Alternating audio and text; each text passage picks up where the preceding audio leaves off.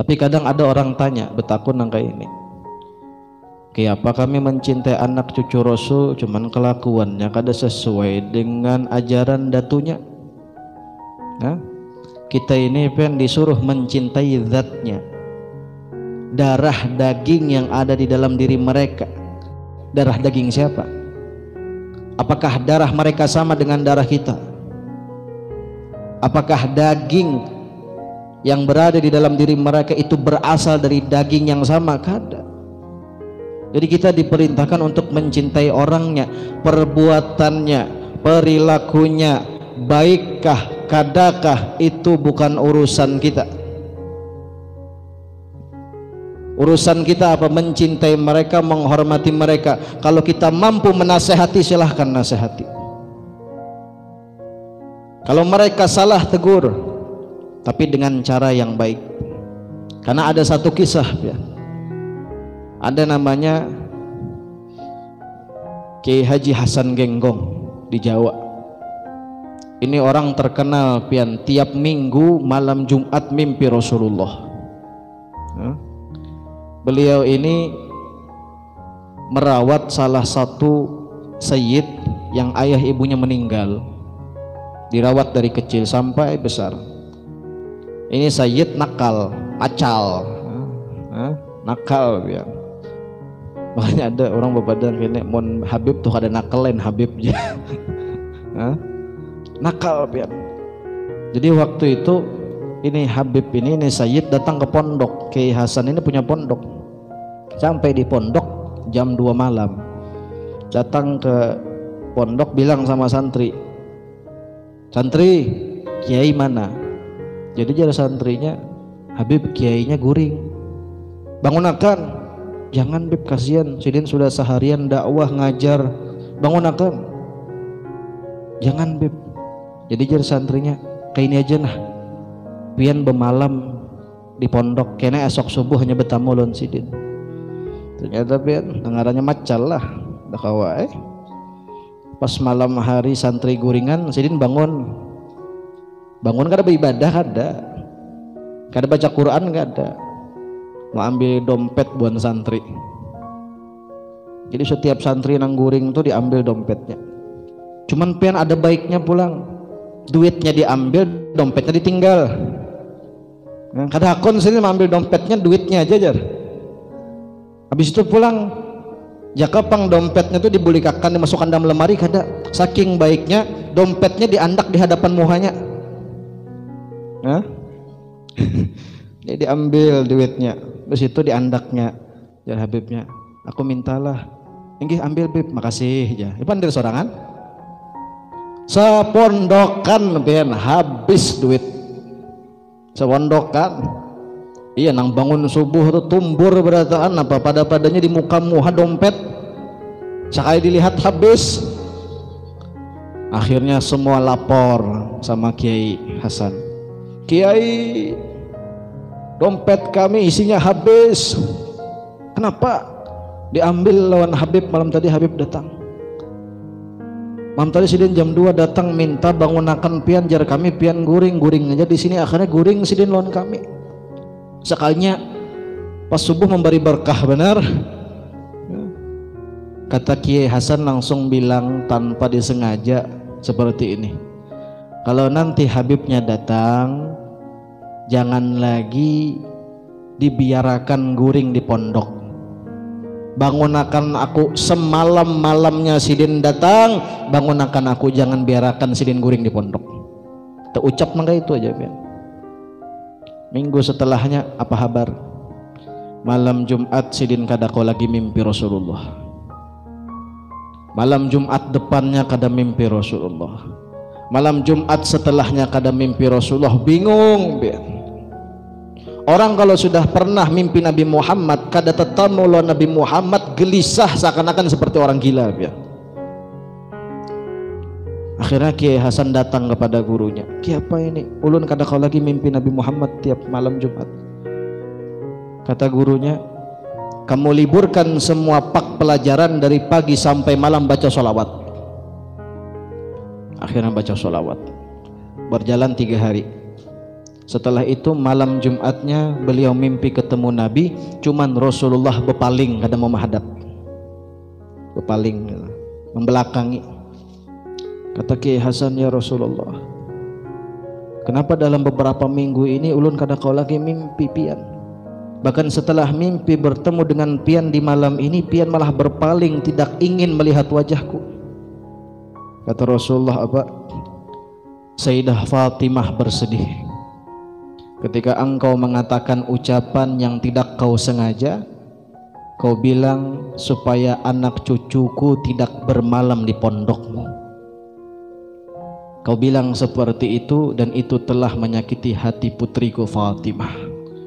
Dan apa yang menyakiti hati putriku Fatimah, itu pun telah menyakiti hatiku. Bangun Kiai Hasan Genggong pen, menangis. Dikumpulkan santri. Kata Kiai Hasan, wahai santri, cari itu Habib sampai dapat. Kalau seandainya kalian tidak temukan itu Habib, pondok saya tutup.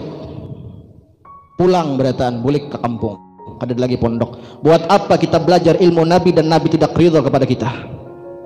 Tutup pondok. Akhirnya pian santri ini kan ada 20-30 ratusan berpencar.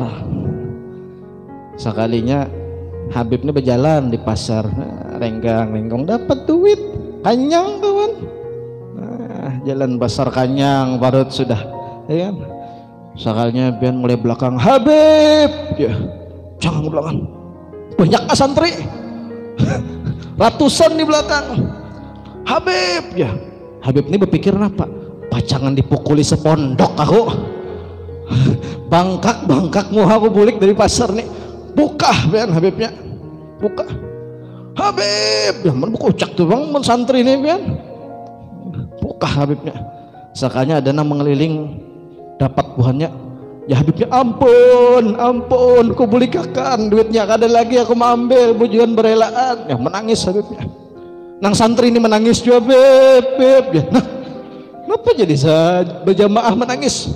Bingung pian di pasar, bingung. Nang Habib menangis, nang santri menangis juga. Laus kelawasan Habib ini bingung, kenapa jadi boneka menangis juga? Harusnya aku nang menangis. Jadi Hasan Genggong, ya apa ja santri, Habib, Kiai Hasan Genggong minta pian ke pondok. Kalau seandainya pian kada mau ke pondok saat ini juga, ini pondok bakal ditutup oleh Sidin. Kami bingung mau kemana kalau pondok tutup. Akhirnya Habib ikut. Ketika sampai ke pondok, Kiai Hasan Genggong tidak menunggu di ruangan, tidak menunggu dalam pondok, tapi nunggu di luar pondok, di gerbang. Melihat ini Habib jalan, langsung Sidin lari, Sidin nangis, Sidin peluk. Bingung Habib nih, kekurangan duit kah aku ambil semalam kah? Kalau kan malang tanggung lah hebatnya. Ya Sidin ambil aja beratan BP, kurang pian tambahin lagi. Ya kan? Kalau gitu kan bingung ya, kenapa? Menangis Kiai Hasan Genggong. Jadi kata Kiai Hasan Genggong, Habib, ulun minta maaf, minta ampun. Ulun sudah nyakiti hati pian. Bingung Habib ini, aku himong kanyang perut, di mana sakit hati? Ulun kemarin waktu pian ngambil uang santri bilang tanpa sengaja supaya pian jangan lagi ke pondok. Itu menjadikan ulun kada kau lagi mimpi ketemu Rasulullah. Bahkan Rasulullah berpaling dari ulun. Nih Habib mendengar ucapan dari Kiai Hasan Genggong mengatakan dalam dirinya, aku nang wangal nang ke ini aja masih di hati ya karena Sayyidah Fatimah. Makanya pesan penting kesan para habaib, jangan hanya bangga sebagai anak cucu keturunan Nabi, akan tetapi banggalah dengan akhlak dan kepribadian datukmu Rasulullah. Bingung, aku nang wangal nang ke ini, nang kada jelas gawian napa, masih diperhatikan Sayyidah Fatimah. Pingsan ben Habibnya. Setelah pingsan itu dikatakan ini Habib berubah 100 derajat. Gawiannya di kamar aja, sholat, baca Quran, zikir. Bahkan ibunya bingung. Ternyata apa? Sang ibu ini melihat, kok anakku ini kada keluar kamar sama sekali. Ketika dibuka dalam keadaan sujud, oh lagi sembahyang, tutup aja. Setengah jam setelahnya dibuka masih sujud, oh berarti beribadah benar. Sampai setengah hari bingung ibunya kenapa masih sujud. Ketika dibuka pintunya dilihat ternyata ini Habib telah meninggal dalam keadaan sujud. Setelah ini Habib wafat, dikuburkan, dimakamkan, Kiai Hasan sudah tua.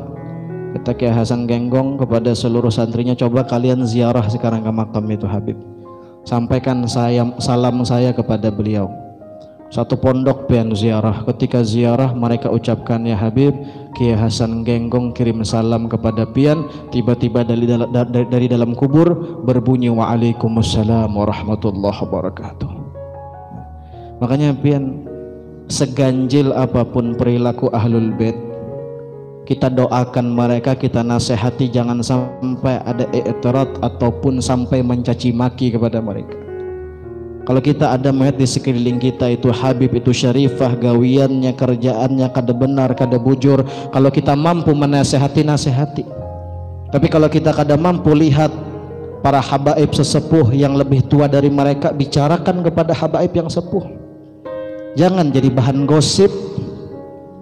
Jadi jangan jadi bahan panderan.